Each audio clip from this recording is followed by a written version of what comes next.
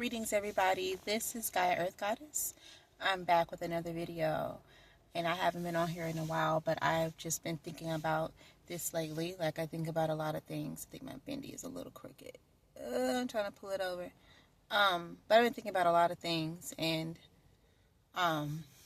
this is one thing that it's been on my mind for the past couple of days, and I've started a health food journey with me being raw vegan. I've been raw vegan since about October of 2025. So I'm still on that journey. Still learning about raw veganism and the correct way to eat. And I noticed that, I've been watching my documentaries and learning things about food and the deterioration process that happens when you continuously eat meat, dairy, and egg and eat animal products.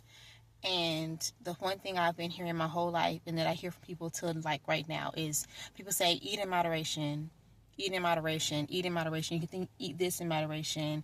It's okay if you eat meat in moderation. It's okay if you eat dairy in moderation. The key is not to go overboard and eat too much of one particular thing. And I'm just going to come out and say it. This whole eat in moderation BS that exists in our culture and exists in our food culture in this society is going to unalive you guys. It is going to unalive you because you have been systematically taught to ingest poison in moderation and you will be fine. For example, meat, dairy, and egg are the leading cause of 90% of the cancers and diseases that exist in our society. This is what I'm learning. Leading, it's linked to everything. It's linked to diabetes. It's linked to most, if not all, of the cancers. It's linked to kidney failure, heart disease, heart failure, all kinds of things. It's linked to all those things. There's nothing safe or healthy about eating meat.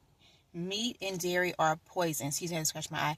Meat and dairy are poisons. They really are poisons to the body. When you bite into a piece of meat or dairy or egg, the vascular system in your body tenses up.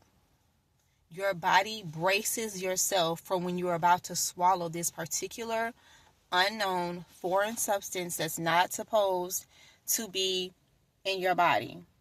It actually tenses up in anticipation for what's about to happen when it attempts to digest this poison. It is a poison. It doesn't matter if you're eating it in moderation or if you're eating a lot of it. Bottom line, is poison. And I don't think people realize that it is poisonous to the body. Like, look it up. Like, a little bit of poison here and there is the same as eating poison all the time. It's still poison. And they have systematically taught us, the society, to eat in moderation. Oh, you can eat it in moderation. Just make sure you don't eat a lot. Meat is okay in moderation. Turkey and ham and pork and beef is okay in moderation. It's not okay in moderation. Moderation is what they tell you to keep you eating these products, to keep you chronically ill, to keep you coming back for more prescriptions and back to the medical field and back to the doctors and the nurses and keep you chronically sick. They're not really trying to unalive you. They're just trying to get you chronically sick, because if you're chronically sick, you're always going to be on medication. You're always going to need surgeries. You're always going to need treatments, and that's how they make their money. And the meat industries and the medical industries are funded by the same people. They fund one another. And that should be a red flag. The beef industry has no reason receiving funding from the pharmaceuticals company. The American Cancer Society has no reason to receive funding from the meat society, the beef society, and the fish people and the other meat companies and these industries behind the Heart Association, the Cancer Society, and diabetes. They're all intertwined. Why would they be funding each other unless they're in cahoots, unless they're in bed with each other, trying to keep everyone chronically ill? The meat makes you sick, and then the pharmaceutical companies and the medical industry makes money off of you. They fund each other. They all know, and they all working together. So they tell you, the government is telling people, eat things in moderation. the USDA is telling people eat things in moderation, because when you eat in moderation, you're still being sick enough to be chronically sick, but not unalive. And they need you at that point to be chronically sick so they can get the money and the resources out of you. They want you sick and have diabetes for 20, 30, 40 years. They want you to have the heart disease for 20, 30, 40 years, because that's how they can squeeze as much out of you before you finally leave this realm. And so this whole eat in moderation thing that you guys are pushing and living by is a crock of bull, and it's going to unalive y'all. It's no such thing as eating in moderation. Just stop eating the poison. If you know something is bad for you, you know that it's linked to heart disease and all these other diseases, you know that meat is messed up. It's nothing hiding it anymore. Studies are showing, it's evident that this stuff is hurting us. And you keep saying, well, if you eat in moderation, that's why you got to do it in moderation, see, because da-da-da-da-da. But why? Why not just stop eating it? And I'm not trying to be a pushy vegan, but I'm tired of hearing people say, eat this in moderation and do this in moderation and eat that in moderation, when it's poisonous. It's just something to keep you from really turning towards vegetarianism at least, or veganism. It's an excuse for you to fall back onto, to keep eating the wrong things because you're doing it in moderation.